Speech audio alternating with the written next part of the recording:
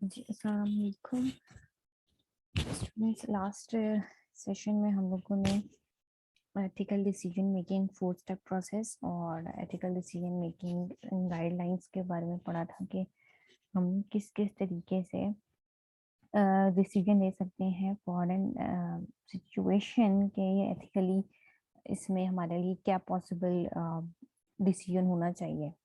ठीक है, उसमें हमने 4 स्टेप प्रोसेस देखा था। उस स्टेप के अंदर हमने सबसे पहले ये देखा कि हम उसको किस तरह से लिस्ट डाउन करेंगे फैक्ट्स को, फिर उसको हम किस तरह से शॉर्ट लिस्ट करेंगे कि किन किन फैक्ट्स के थ्रू आपको लगता है कि एथिकल डिलेमा कॉज हो सकता है।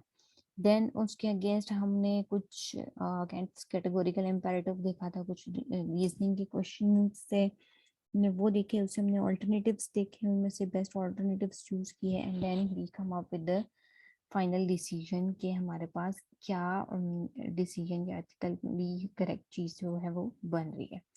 ठीक है, इसी के अलावा हमने ये देखा था कि हमारे पास इनफॉर्मल गाइडलाइंस भी हैं, कुछ हमारी पर्सनल रूल्स हैं, कुछ हमारे पास जो फॉर्मली रिटर्न डॉक्यूमेंट्स होते हैं हम उनको फॉलो करते हैं सो दैट कि हम अपने लिए डिसाइड कर सकें किसी भी सिचुएशन में कि what is the ethically correct decision or what is not, what should we do in that situation। इसी तरह आपके ऑर्गेनाइजेशन में कोई ना कोई प्रोफेशनल बॉडी होती है जो कि आपके डिसीजंस में हेल्प आउट करती है आपको।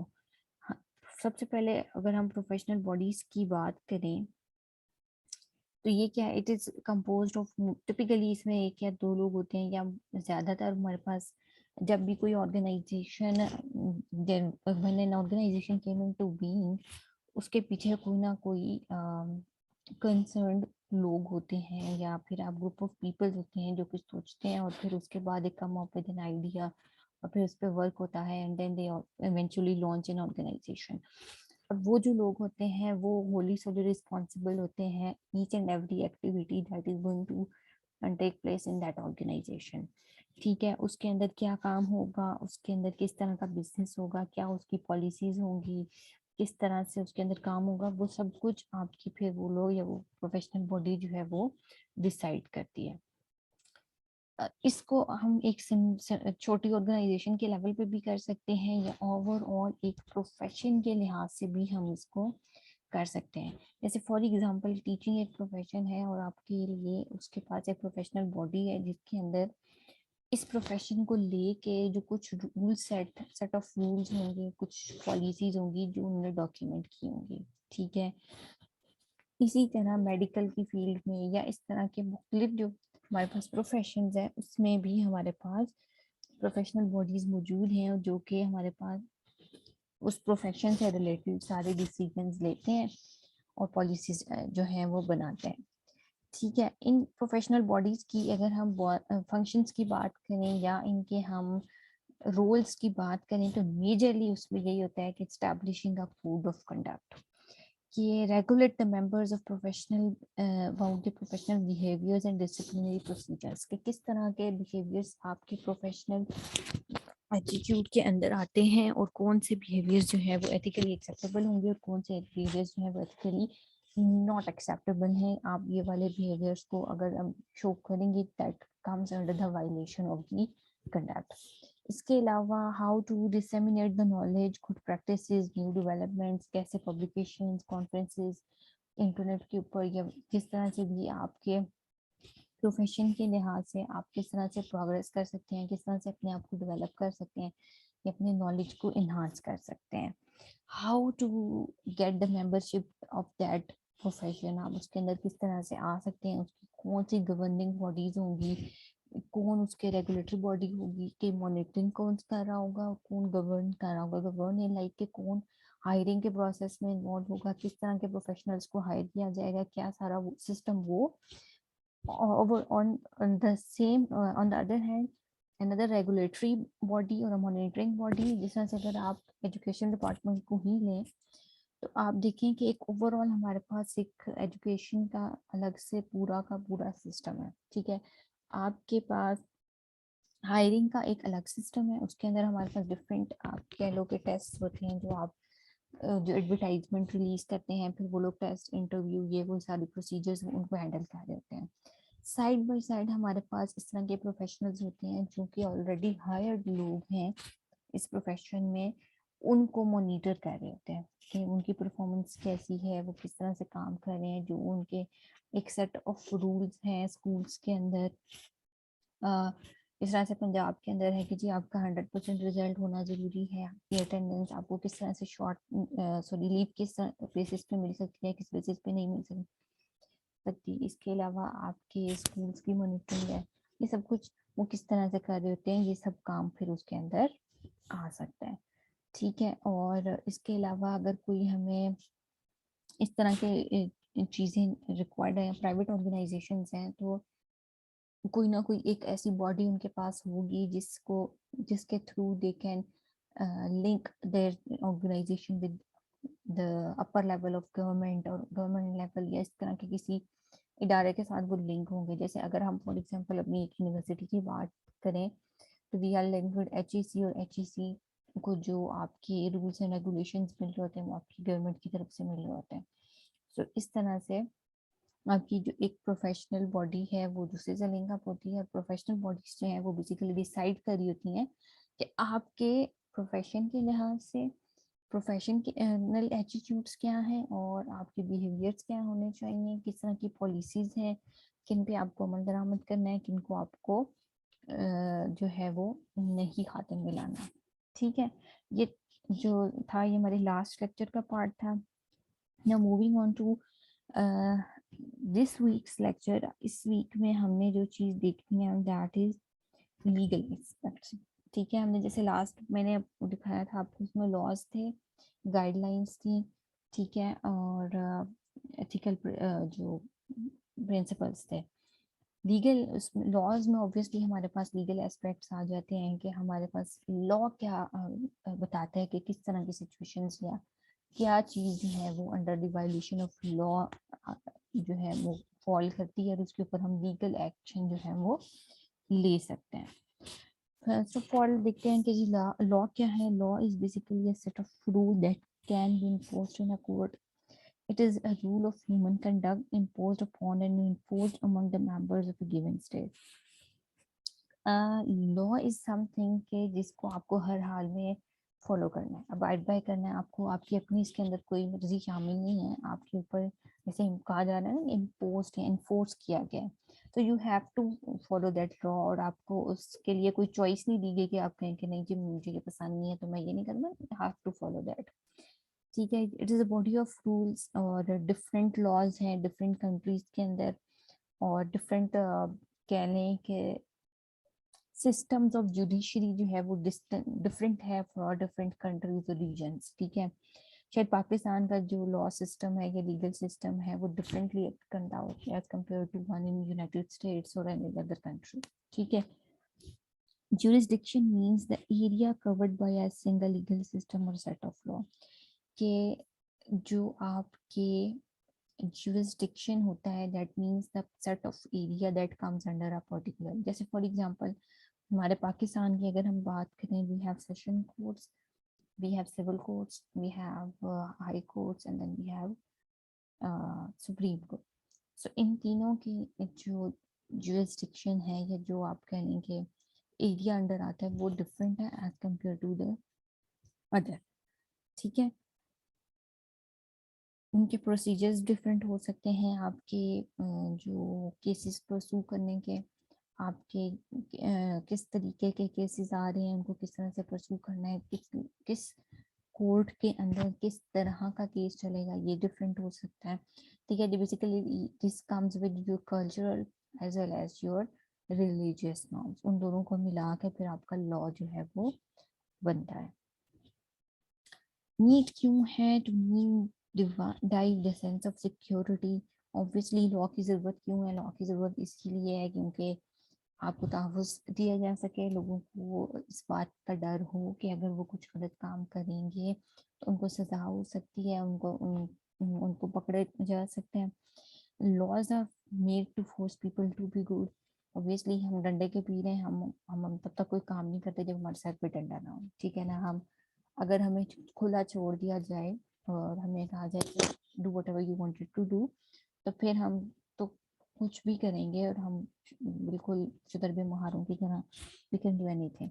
सो इस चीज़ को अवॉइड करने के लिए, ताकि आपको पता है कि पाकिस्तानी अवाम तो बेसिकली है ही रातों के भूत, तो वो जो है अपने लॉज को हम इस तरह के बनाते हैं कि लोगों को डर हो कुछ भी करने से पहले, so that individuals become controlled by their passion. Education alone can't make them good.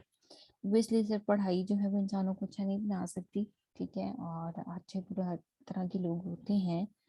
तो यही नहीं कि लोग सिर्फ बुराई के रास्ते पे ही चलना शुरू कर दें। तो अगर कोई बुराई के रास्ते पे चल रहा है तो उसको रोकने के लिए भी लॉज बनाए जाते हैं, सो दैट दे नो कि अगर मैंने ये काम किया तो इसके कॉन्सिक्वेंसेस क्या होंगे, और वो इस तरह का कोई भी गलत काम करने से पहले सोचे।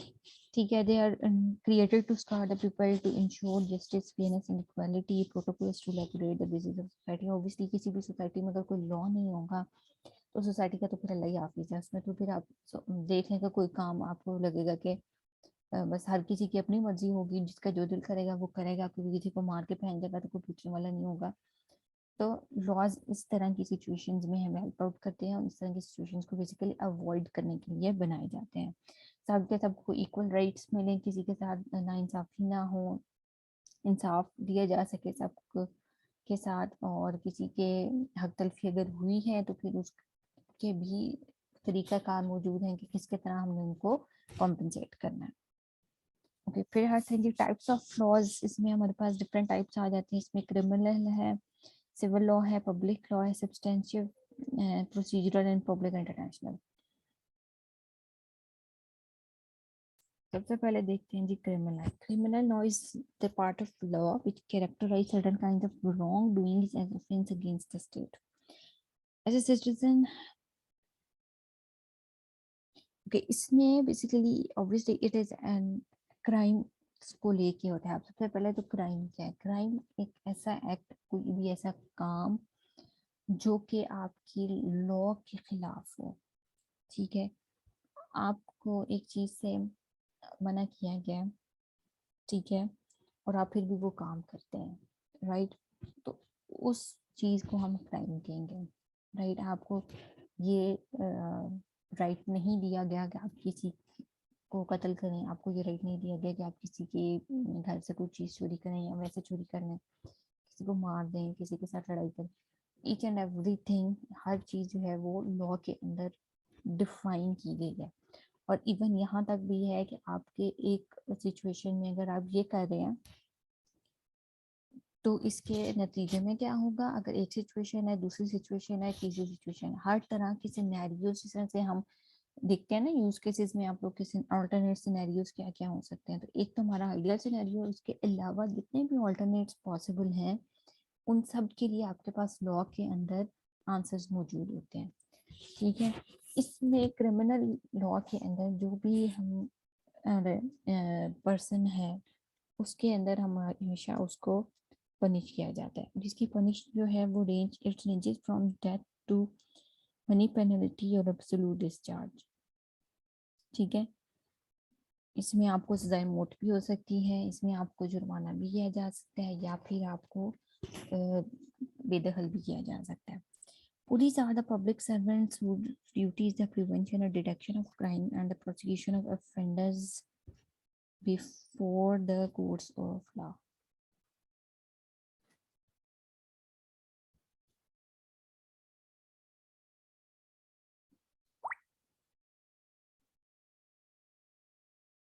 ठीक है, इसके ऑब्वियसली जब हम लॉ है तो उसके इन्फोर्समेंट के लिए हमें कोई इस तरह की बॉडी भी चाहिए जो कि उसको इन्फोर्स करे टू ऑन द नॉर्म जो पब्लिक है उस पर। तो उसके लिए पुलिस का रहनमा वो करते हैं कि काम, उनका काम ही ये है कि वो इन्फोर्समेंट करें, या वो अगर कहीं पे वो देख रहे हैं कि कोई कानून के खिलाफ हो रही है उसको आइडेंटिफाई करें और फिर उसको अकॉर्डिंगली पनिश करें। Then comes the civil law. Civil law is also known as private law or distinct from public law, ठीक है. The purpose is to provide rules for setting disputes between the people in organisations. These comes जो normal day to day में लोगों के दरमियान आपस में जो प्रॉब्लम्स आ जाती हैं उनको सॉल्व करने के लिए जो डिस्प्यूट्स रिजॉल्व करने के लिए जो लॉ फॉलो किया जाता है that is civil law. Court action under the civil law is also known as litigation and must be initiated by one of the parties of the dispute. अगर दो parties के दरमियान फॉर एग्जांपल आपकी जायदाद पे डिस्प्यूट है या किसी जगह पे डिस्प्यूट है या किसी लेन देन के मामला पर डिस्प्यूट है, उस तरह से अगर फिर एक भी पार्टी उसके खिलाफ लीगल एक्शन लेती है तो फिर उसको हम सिविल लॉ को देखते हैं और उसके अंदर से जो फिर हमें गाइडलाइंस मिलती हैं उसको फॉलो करते हैं. लॉ ऑफ टॉर्ट क्या है? ये it is defined as a civil law for which the remedy is a common law action for unliquidated damages which is not exclusively the breach of contract or breach of trust or other merely equitable obligation. इसमें basically हमारे पास defamation के cases आ जाते हैं, trespass, negligence, आपकी कह लें कि किसी गलती की वजह से अगर कोई काम हो जाए, ठीक है, और उससे कोई आपको इतना बड़ा नुकसान नहीं पहुंचा लेकिन कुछ इस तरह का नुकसान पहुंचा है जो कि किसी वादे या मुआहदे के खिलाफ वर्जी में आता है, तो उस तरह के जो लॉज होते हैं, उस तरह के जो केसेस होते हैं उनको फिर हम लॉ ऑफ टॉर्ट्स से हैंडल करते हैं.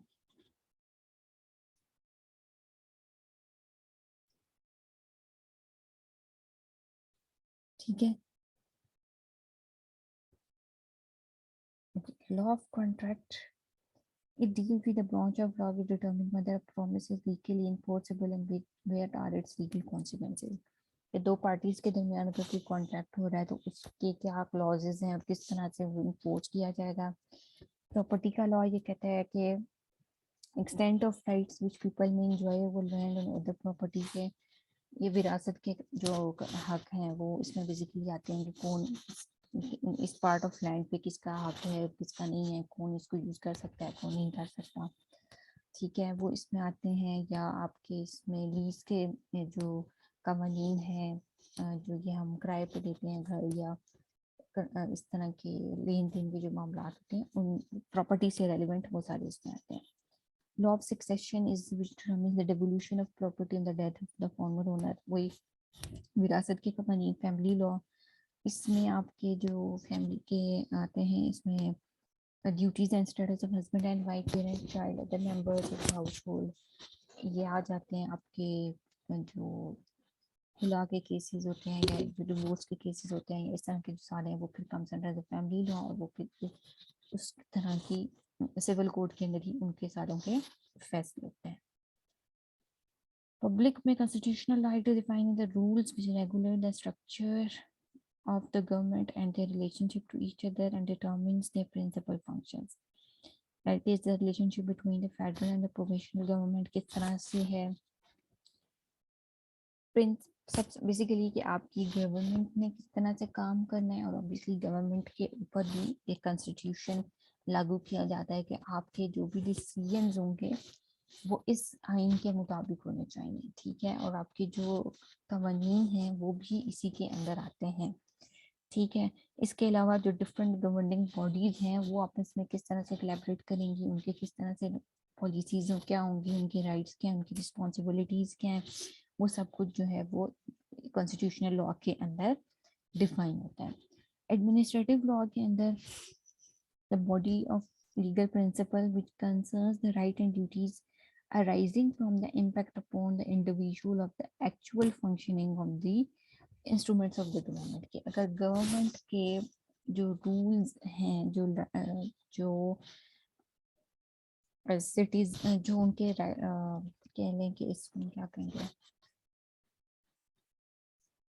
फैसले हैं, डिसीजंस हैं, वो किस तरह से रेगुलेट कर रहे हैं या किस तरह से डिटर्मिन कर रहे हैं एक सिटीजन के राइट्स के ऊपर या उसके ऊपर किस तरह से इफेक्ट कर रहे हैं। ठीक है, जैसे उन्होंने कहा हुआ कि how determine the legal rights of a citizen whose house a local authority intends to acquire compulsory, जिसका घर कोई एक प्राइवेट अथॉरिटी या कोई भी लोग उसको कब्जा करने की कोशिश कर रहे हैं, तो फिर उस चीज को किस तरह से आपकी गवर्निंग बॉडी हैंडल करेगी और उसके ऊपर फिर किस तरह के रूल्स अप्लाई होंगे, वो आपके एडमिनिस्ट्रेटिव लॉ के अंदर आते हैं और फिर उस तरह के राइट्स और प्रिंसिपल्स जो है वो डिफाइन करते हैं।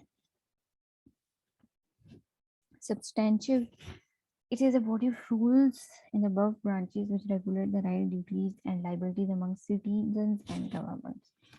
लोगों और गवर्नमेंट के दरमियान जो क्या किस तरह से ताल्लुकात हैं, बेसिकली किस तरह से राइट्स और ड्यूटीज किस तरह डिवाइड होंगी और किस तरह से एज अ सिटीजन हमारी टुवर्ड्स गवर्नमेंट क्या रिस्पॉन्सिबिलिटीज हैं और गवर्नमेंट की हमारे लिए क्या क्या रिस्पॉन्सिबिलिटीज हैं, वो जो है वो इसके अंदर आती हैं और वो इसको डिसाइड करते हैं। प्रोसीजरल लॉ जिस तरह से नाम ही उसको बता रहे हैं कि किस तरह से आप कौन से स्टेप्स लेंगे किसी भी सिचुएशन को डील करने के लिए। Basically, it lays down the rules governing the manner in which right is enforced under civil law or crime prosecuted under criminal law. कि फॉर एग्जांपल अगर किसी ने कोई क्राइम कमिट किया है तो उसके ऊपर किस तरह से स्टेप बाय स्टेप इन्वेस्टिगेशन क्या होगी, उसके ऊपर किस तरह से ट्रायल चलेगा। ठीक है, इन अदर वर्ड्स पे किस तरह से उसको हैंडल किया जाएगा। इसी तरह से विल लॉ के अगेंस्ट अगर कोई इस तरह का इशू रेज होता है तो फिर उसको किस तरह से हैंडल किया जाएगा और उसके अंदर कौन कौन से एक्शन और किस तरीके से उस केस को लेके चला जाएगा। ठीक है, बेसिकली ये प्रोसीजर्स आपको बताता है। Public international law rules governing the manner in which a right is enforced under civil. It is the body of rules of law which govern the relationship between states, particularly rules of war. International law में ये आता है कि आपकी दो अगर Nations के दरमियान वॉर हो गई है तो उसके नतीजे में जो आपकी डैमेजेस हैं या आपकी जो जिस तरह से अगर हम back in the Islamic history में जाएं तो आप सल्लल्लाहु अलैहि वसल्लम के ज़माने में जब वज़वात होते थे तो बैतुल माल जो बनाए गए थे और जो हमें जो उनके जंग के बाद लोग बढ़ जाते थे दुश्मन के, उनके साथ किस तरह का रवैया होगा, उनके किस तरह से हैंडल किया जाएगा।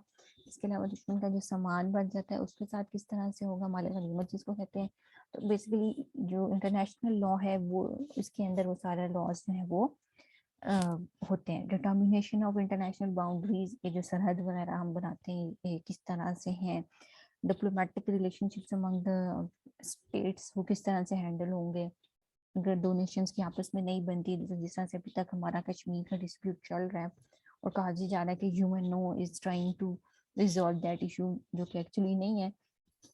तो फिर इस तरह से कोई थर्ड पार्टीज इन्वॉल्व होती हैं वो डिस्प्यूट्स को रिजॉल्व करती हैं। ठीक है, सो जो इस तरह के मामला होते हैं that comes across the countries, उनको फिर पब्लिक इंटरनेशनल लॉ में किया जाता है। Elements of a state law in old times, पुराने ज़मानों में ऑब्वियसली एक बादशाह होता था, उसकी एक रियाया होती थी, उसकी एक जुरिस्डिक्शन होती थी, मतलब उसका एक काजी वगैरह होता था जिसके थ्रू वो सारा डिसीजंस लेता था, मशवरे होते थे। और फिर जो बादशाह का हुक्म होता था उसके उसको बादशाह को भी कई बार काजी का हुक्म मानना पड़ता था और कई बार काजी का हुक्म जो है वो बादशाह का ही हुक्म होता था। तो वो जो चीज बादशाह के मुंह से निकल जाती थी वो हरफ आखिर होती थी और उन लोगों को माननी पड़ती थी, चाहे वो ठीक होती थी या गलत होती थी। उसके बाद फिर आफ्टर सम टाइम्स कैबिनेट्स बन गई, फिर थोड़ी later on democracy I, democracy में फिर रिप्रेजेंटेटिव्स आ गए, पब्लिक रिप्रेजेंटेटिव्स आ गए। और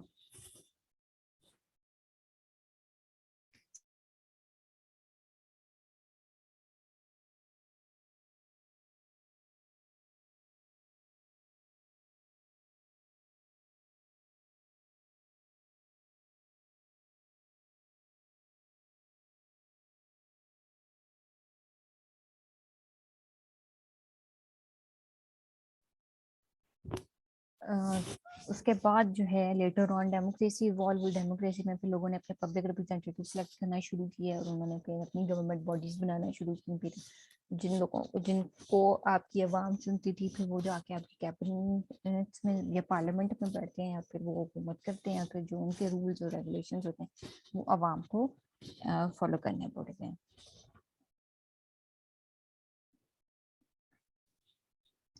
लेजिस्लेचर, एग्जीक्यूटिव एंड जुडिशरी।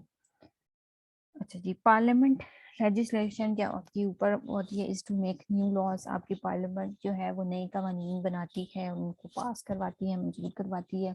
अगर अक्सरियत की उसके ऊपर आपके रजामंदी वो दे दें तो उसका मतलब है वो लॉ पास हो जाता है, और अगर वो नहीं देते तो फिर वो लॉ जो है वो पास नहीं होता। Executive is the function of executive is to implement the laws. अब क्या होता है कि पार्लियामेंट जो लॉ फिर लेके आती है वो एग्जेक्टिव्स को दिया जाता है। चीफ्स जो होते हैं बेसिकली आपके, उन वो फिर क्या करते हैं, वो उस लॉ को इम्प्लीमेंट करवाने में काम करते हैं। Then there comes judiciary. उसका क्या है कि वो इस चीज़ का फैसला करे कि वाकई जो लॉज जो हैं वो फॉलो हो रहे हैं कि नहीं। It also makes laws in the form of pronouncements given decisions and writing out of disputes between the parties. वो लॉज को इंटरप्रेट भी कर सकती है कि जो लॉ बने हैं वो सही बने हैं कि नहीं बने। इसके अलावा ये भी हो सकता है कि बाजू का जब दो पार्टीज के दरमियान कोई केस चल रहा हो, कोई डिस्प्यूट चल रहा हो, तो उसके नतीजे में कोई इस तरह की नई अनाउंसमेंट्स या नए लॉज जो है वो डिवाइस कर दिए जाए। जुरिस्डिक्शंस क्या है, बेसिकली द अथॉरिटी जो कि जस्टिस को प्रिवेल करती है आपकी सोसाइटी में, और वो देखती है कि आपके जो लॉज हैं वो फॉलो हो रहे हैं कि नहीं, और अगर कोई नहीं हो रहा तो उसको किस तरह से इम्पोज किया जा सकता है। An order passed without jurisdiction is void and is nullity in the eyes of law and may be disregarded. और इसमें जो भी आपका नया लॉ या जो भी नया कानून आता है, जो पास होता है, वो आपकी पार्लियामेंट है और आपकी जुरिस्डिक्शन में जो आपकी आला अदालतों में लोग बैठे हुए हैं उनके अप्रूवल से आता है। अगर वो उनसे अप्रूव नहीं करवाया जाएगा तो उस लॉ की कोई कानूनी हैसियत नहीं होगी। ओरिजिनल जुरिस्डिक्शन क्या है, hearing a case in the first instance, ठीक है।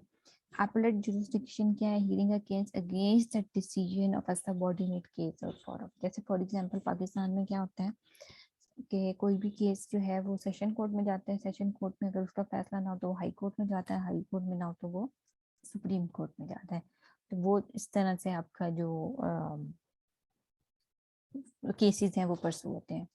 टेरिटोरियल जुरिस्डिक्शन क्या होती है, जोग्राफिकल एरियाज के लिहाज से, टेरिटरी के लिहाज से, और which a court government body has the power and right to execute the authority. के अगर एक सेशन कोर्ट है तो उसकी जो टेरिटरी है या उसका जो एरिया है, या जैसे फॉर एग्जांपल हम इसको नीचे लेके जाएं, अगर थानों की जुबान में बात करें तो कहते हैं इस इलाके का ये थाना है, ठीक है। तो यानी कि वो इलाका उस थाने के अंडर आता है। उस इलाके के अंदर जितने भी लॉज वगैरह हैं वो कौन इम्पोज करवाएगा, वो थाना। और अगर उसमें कोई क्राइम होता है तो उसकी रिपोर्ट वगैरह भी उस मुतल्लिका थाने में दर्ज होगी। इसी तरह फिर बड़े लेवल पे उसकी एक कोर्ट होती है जो तहसील में होती है या जिले में होती है। फिर नेक्स्ट आपकी डिवीजन लेवल पे हाई कोर्ट आती है, और फिर आपकी सुप्रीम कोर्ट आती है जो पूरे ओवरऑल कंट्री को देख रही होती है। Pecuniary jurisdiction is the means the financial limitations on hearing a case के फॉर एग्जाम्पल अगर अगर इस तरह का कोई है केस जिसके ऊपर कोई फाइनेंसेस इन्वॉल्व है, कोई पैसा लग रहा है, उस तरह के केसेस को क्या लिमिटेशन दूंगी, किस तरह से किया जा सकता है, या किस कह लो रेंज में अगर आ रहा होगा केस तो वो किस कोर्ट के अंडर वो होगा, उसको फिर हम इसके अंदर देखते हैं। General law is the law of land or special law is law applicable to a particular subject. Basically special law जो है वो जनरल लॉ से ही डिडक्ट किया जाता है, general law is for all, ठीक है, ओवरऑल। और स्पेशल लॉज जो हैं कि वो अगर किसी पर्टिकुलर सिचुएशन या पर्टिकुलर केस को लेके हों या किसी पर्टिकुलर मसले को लेके हों तो फिर उसको हम स्पेशल लॉज कहते हैं, लेकिन वो भी उसके लिए भी आपको हवाला जो आपके जनरल लॉ का है उसी का ही दिया जाता है। लीगल सिस्टम या कोर्ट्स पाकिस्तान, ये भी हम जो बात कर रहे थे कि हमारे पास क्रिमिनल कोर्ट्स हैं, सिविल कोर्ट्स हैं, जो कि सारी आपकी डिस्ट्रिक्ट कोर्ट या सेशन जज के अंदर उसमें आती हैं। Then there are special courts, federal Sharia court है, हाई कोर्ट्स हैं, सर्विस ट्रिब्यूनल्स हैं, और इन सबको हैंडल करी होती है ऑन द अपर लेवल आपकी सुप्रीम कोर्ट ऑफ पाकिस्तान। ठीक है, सिविल कोर्ट्स के अंदर भी आपकी जो फैमिली की प्रॉब्लम्स, पर्सनल जो प्रॉपर्टी से रेलिवेंट जो चीजें होती हैं वो आती हैं। क्रिमिनल जो है वो रेलिवेंट टू क्राइम्स है। Law and ethic, an act that is ethical and legal, act that is ethical but not legal, act that is unethical but legal, act that is not ethical not legal.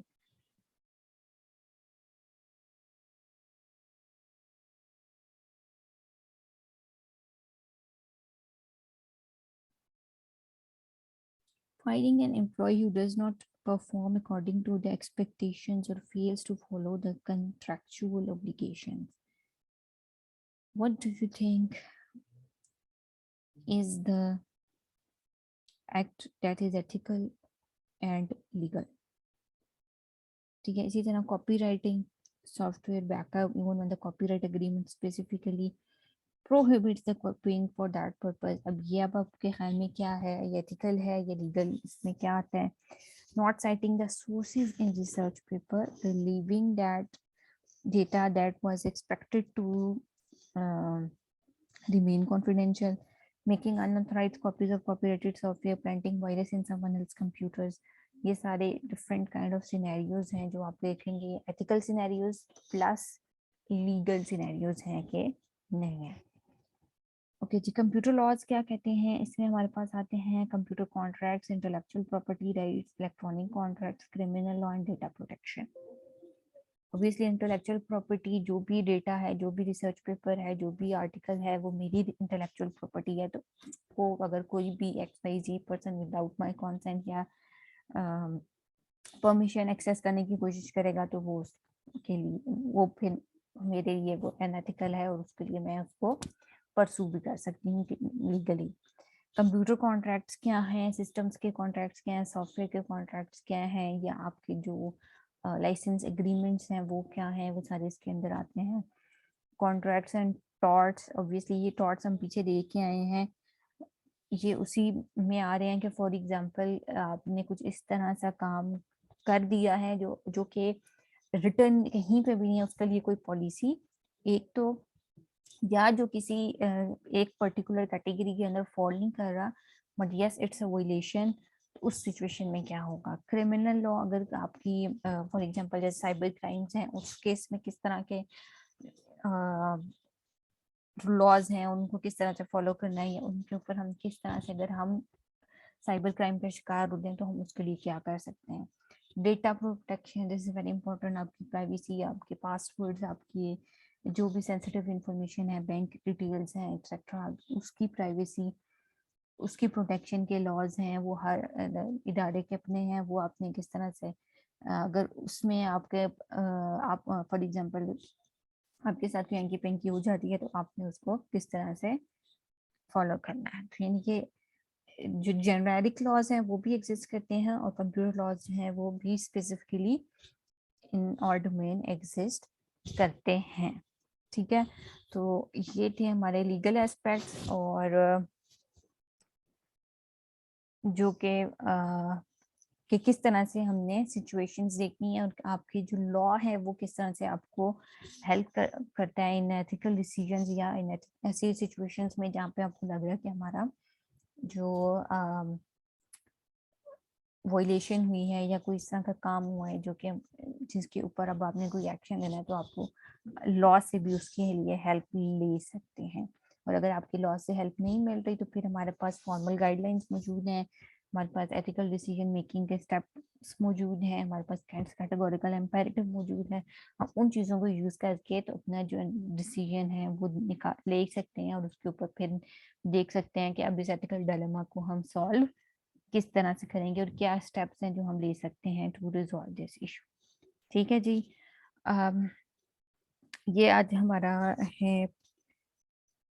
आज का lecture. ठीक है, session ये recorded live session फिर हम करेंगे इंशाल्लाह Tuesday को। और उससे पहले आई होप सो कि आप ये लोग लेक्चर देख लें, फिर इसका जो भी क्वेश्चन होगा वो हम लाइव सेशन में आंसर कर लेंगे। ठीक है जी।